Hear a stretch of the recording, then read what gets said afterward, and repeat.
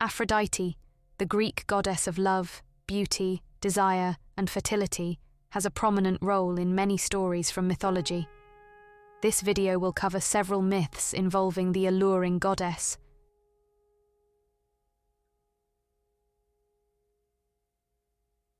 According to Hesiod, Aphrodite's birth begins with the violent conflict between Uranus, the sky, and Gaia, the earth. Uranus, the primordial sky god, fathered many children with Gaia, but he despised them and imprisoned them deep within the earth.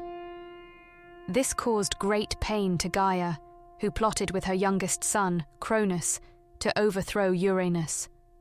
Cronus, armed with a sickle given to him by Gaia, ambushed Uranus as he descended to lie with the earth. In one swift motion, Cronus castrated his father, severing his privates and throwing them into the sea. The blood and the severed parts of Uranus mixed with the foam of the ocean, and from this union, a figure of unparalleled beauty began to emerge. As the foaming waves churned, a radiant goddess arose from the sea near the island of Cythera, and then floated ashore on a giant seashell to the island of Cyprus. This goddess was Aphrodite, whose name is thought to derive from the Greek word aphros, meaning foam. She was fully grown, and her beauty was so dazzling that wherever she stepped, flowers and greenery sprang forth from the earth. In his Theogony, Hesiod describes Eros as one of the 4 original primeval forces born at the beginning of time. But after the birth of Aphrodite from the sea foam, he is joined by Hymeros, and together they become Aphrodite's constant companions. As Aphrodite walked along the shore, the winds carried her gently, while the Horae, the goddesses of the seasons, greeted her and adorned her in golden robes, necklaces, and a crown. They escorted her to Mount Olympus, where the gods were captivated by her beauty and grace. Aphrodite was soon accepted into the Olympian pantheon as the goddess of love, beauty, desire, and fertility. In Homer's Iliad, Aphrodite's birth is slightly different. Homer presents her as the daughter of Zeus and Dione, a less prominent goddess. In this version, Aphrodite does not have the same cosmic origins, but is instead part of Zeus's extended family of Olympian deities. According to Plato's Symposium, which was written around 385 BCE, he suggests that there are 2 distinct goddesses, Aphrodite Urania and Aphrodite Pandemos. Aphrodite Urania represents the heavenly or spiritual Aphrodite, who is the daughter of Uranus and the goddess of the sky and shifting gale. Her temples were often built on headlands and heights in Greece and Asia. Aphrodite Pandemos represents the terrenal or common Aphrodite, who is the daughter of Zeus and the goddess of sensual pleasures. She was worshipped in Athens, Megalopolis in Arcadia, and Thebes. The Golden Apple. The story begins with the marriage of the mortal hero Peleus and the sea nymph Thetis. Their wedding was a grand affair, attended by many of the gods and goddesses on Mount Olympus. However, one deity was deliberately excluded from the guest list: Eris, the goddess of discord and strife. Furious at the snub, Eris plotted her revenge. At the wedding banquet, Eris threw a golden apple into the midst of the gathering. The apple bore the inscription, "To the fairest," immediately sparking a rivalry among the goddesses. 3 powerful Olympian goddesses, Hera, the queen of the gods, Athena, the goddess of wisdom and war, and Aphrodite, the goddess of love and beauty, each claimed the apple as their own.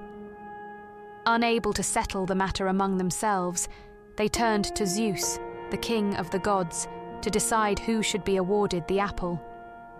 Zeus, not wanting to be caught in such a dangerous decision, wisely delegated the task to a mortal, Paris, the Prince of Troy.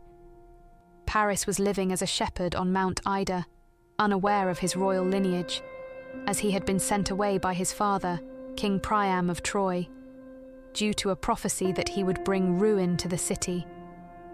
The three goddesses approached Paris, each offering him a tempting bribe in exchange for the golden apple. Hera offered Paris great power and kingship over all of Asia, making him the most powerful ruler in the world. Athena promised him unmatched wisdom and skill in battle, ensuring he would become the greatest warrior and tactician. Aphrodite, however, offered Paris the most beautiful woman in the world, Helen, who was already the wife of King Menelaus of Sparta. Paris, swayed by Aphrodite's offer of love and beauty, awarded her the golden apple. In doing so, he earned the enmity of Hera and Athena, both of whom would later side against him and his city in the coming conflict. Aphrodite, true to her word, helped Paris travel to Sparta, where he met and fell in love with Helen. Despite being married, Helen was enchanted by Paris, and the two fled together to Troy. Helen's abduction, or elopement, depending on the version of the story, was the spark that ignited the Trojan War.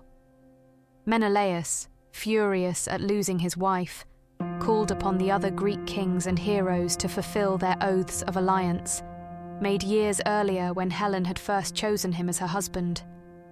These oaths had been sworn by all her former suitors, promising to protect Helen and her chosen husband from harm. Thus, a great Greek army was assembled, led by Agamemnon, the king of Mycenae and Menelaus's brother. The Greek forces included legendary heroes such as Achilles, the greatest of all Greek warriors, Odysseus, the clever king of Ithaca, Ajax, a giant and formidable warrior, Nestor, the wise king of Pylos. The Greek fleet sailed to Troy, intent on retrieving Helen and punishing the city for Paris's actions. The war would last for 10 long years, with many battles fought on the plains of Troy, outside its impenetrable walls. The gods themselves were deeply involved in the war, taking sides based on their allegiances and grudges. Aphrodite, naturally, sided with the Trojans, protecting Paris and aiding him throughout the conflict. Hera and Athena, still angry at Paris for choosing Aphrodite, supported the Greeks, often intervening to help their favoured heroes, like Achilles and Odysseus.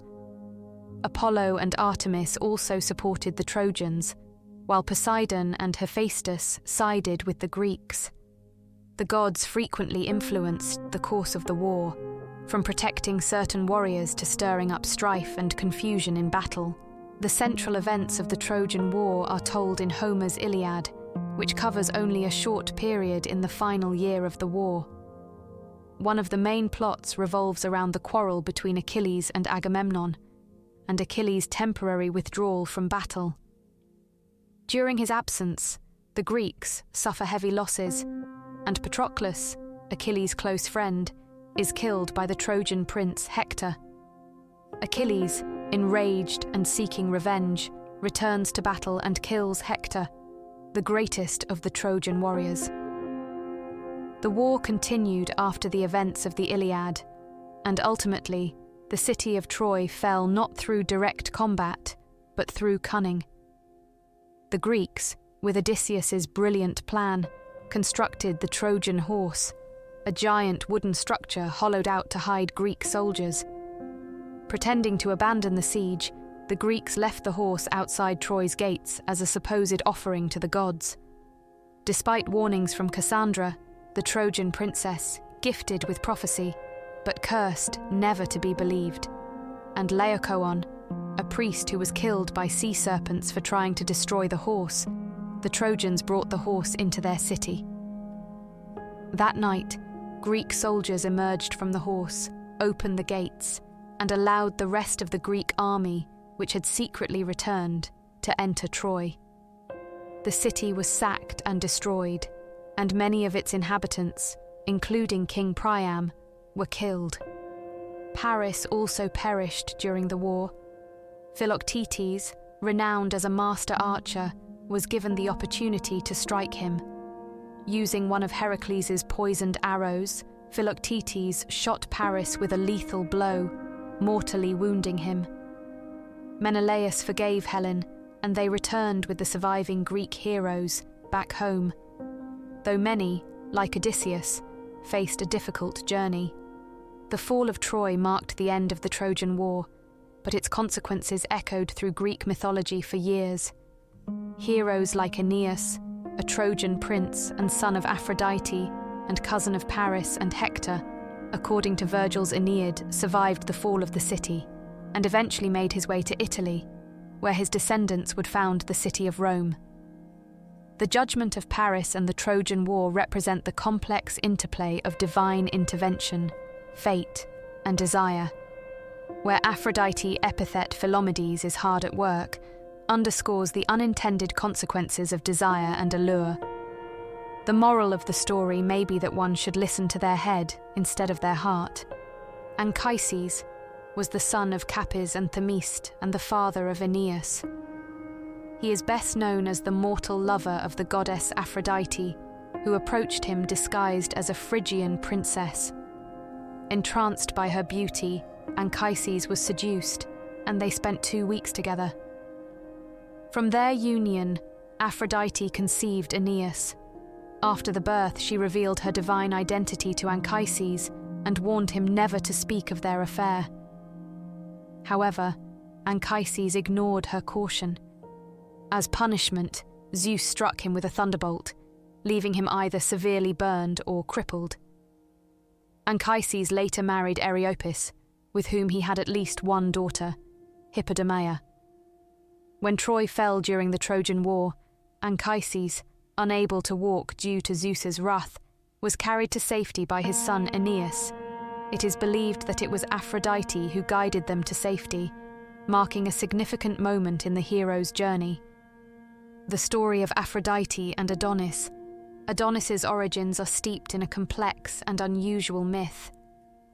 He was the son of Myrrha, or Smyrna, and Cinyras, the king of Cyprus. However, the circumstances of his birth were far from ordinary. Myrrha had been cursed by the goddess Aphrodite for neglecting her worship, or, in other versions, due to her mother claiming her daughter was more beautiful than the goddess Aphrodite. Myrrha developed an unnatural passion for her own father, Cinyras. One night, with the help of her nurse, Myrrha tricked her father into sleeping with her, without him knowing her true identity. When Cinyras discovered the truth, he was horrified and pursued Myrrha with a sword, intent on killing her. Myrrha fled and prayed to the gods for mercy. The gods responded by transforming her into a myrrh tree. In this form, she gave birth to Adonis, who emerged from the bark of the tree. Adonis was born as an extraordinarily handsome child, and Aphrodite was immediately captivated by his beauty. Fearing for his safety, she placed him in a box and entrusted him to Persephone, the queen of the underworld, to keep him hidden and protected. Aphrodite returned for him when Adonis was fully grown, and when she saw how handsome he had become, she fell for him instantly. However, Persephone refused to return him to Aphrodite. This led to a dispute between the two goddesses, each claiming Adonis for herself. The argument was brought before Zeus, who decided that Adonis would spend part of the year with Aphrodite, part of the year with Persephone, and the remaining time for hunting. One day, while hunting in the woods, Adonis encountered a wild boar. Ignoring Aphrodite's warnings, he attempted to strike the boar, but the beast was too fierce. The boar charged at Adonis, goring him with its tusks, and the young man was mortally wounded. It was believed Adonis angered the goddess of the hunt Artemis by boasting that he's the best hunter. She used this opportune moment to take revenge against Aphrodite for Hippolytus. As he lay dying, Aphrodite heard his cries from afar and rushed to his side, but it was too late. She found Adonis bleeding to death on the forest floor, his life slipping away. Overcome with grief, Aphrodite wept as she held him in her arms, and her tears mingled with his blood on the ground. In her sorrow, Aphrodite caused anemones, delicate flowers, to spring up from the earth where his blood had fallen. These flowers became a symbol of the fleeting nature of life and beauty. After Adonis's death, Aphrodite begged Persephone to allow him to return to the world of the living, but Persephone refused, as Adonis now belonged to her realm. The goddesses again turned to Zeus for judgment, and he decreed that, much like before, Adonis would spend part of the year with Persephone in the underworld, and part of the year with Aphrodite on earth. This cyclical return of Adonis from the underworld to the world of the living came to symbolize the changing of the seasons. The love story of Aphrodite and Adonis is connected to an older story about Sumerian god Dumuzid, the flawless young, also known as Tammuz. He offended the goddess Inanna by not properly mourning her descent into the underworld, and enraged, she allows the Gala demon to drag him into the underworld as her replacement. Soon regretting her action, she decrees Tammuz will spend 1/2 of the year in the underworld, and other half with her, representing the cycle of seasons. Later, his worship spread to Levant and Greece, where he was known as Adonis, believed to be from a Phoenician word Adon, which means Lord.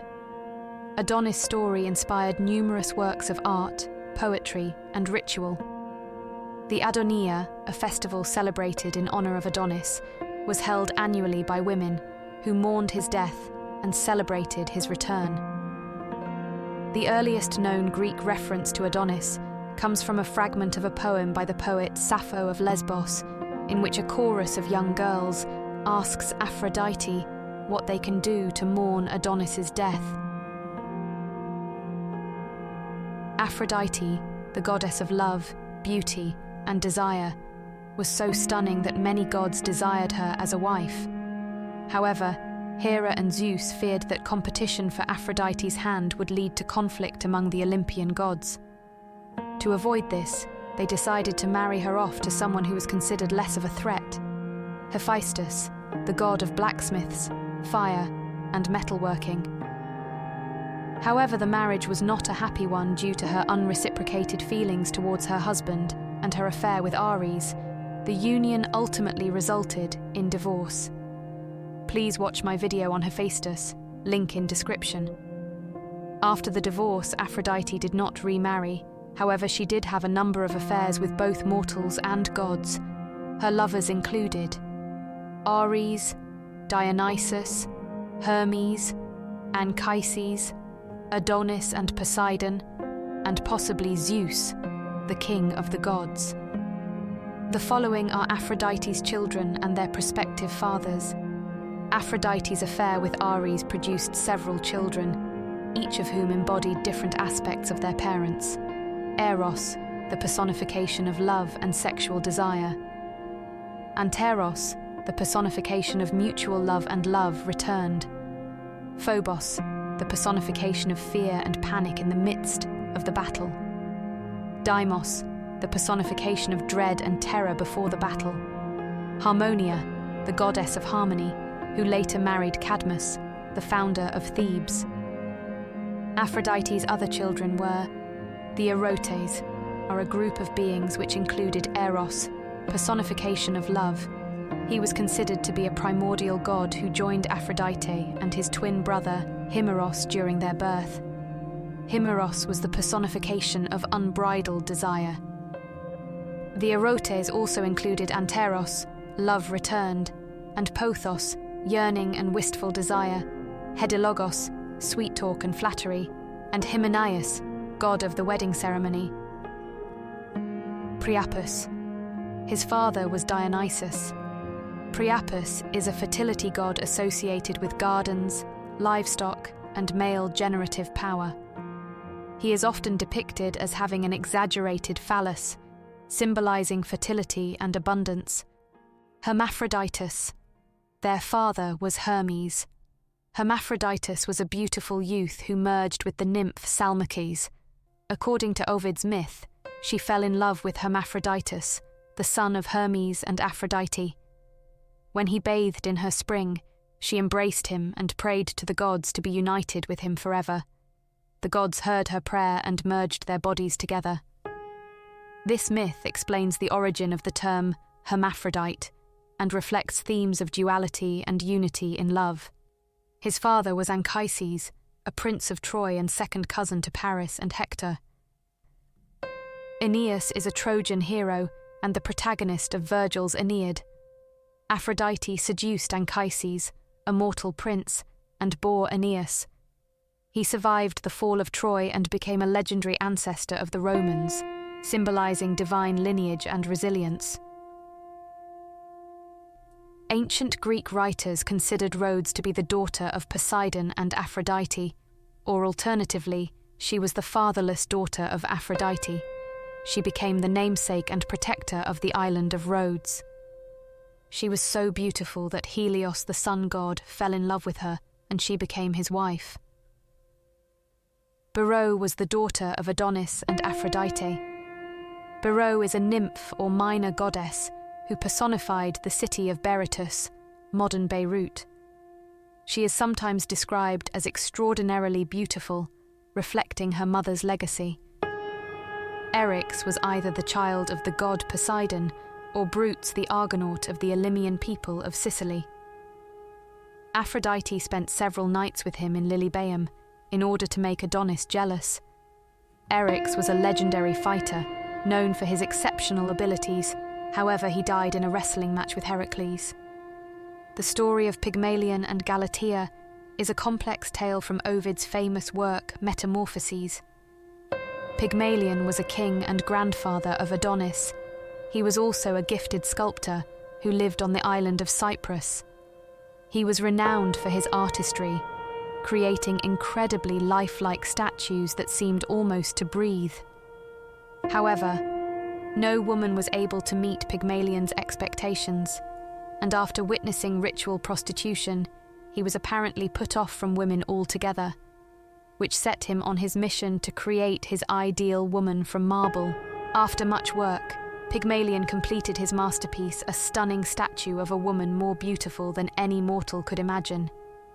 Her features were flawless, her form graceful, and her expression gentle and serene.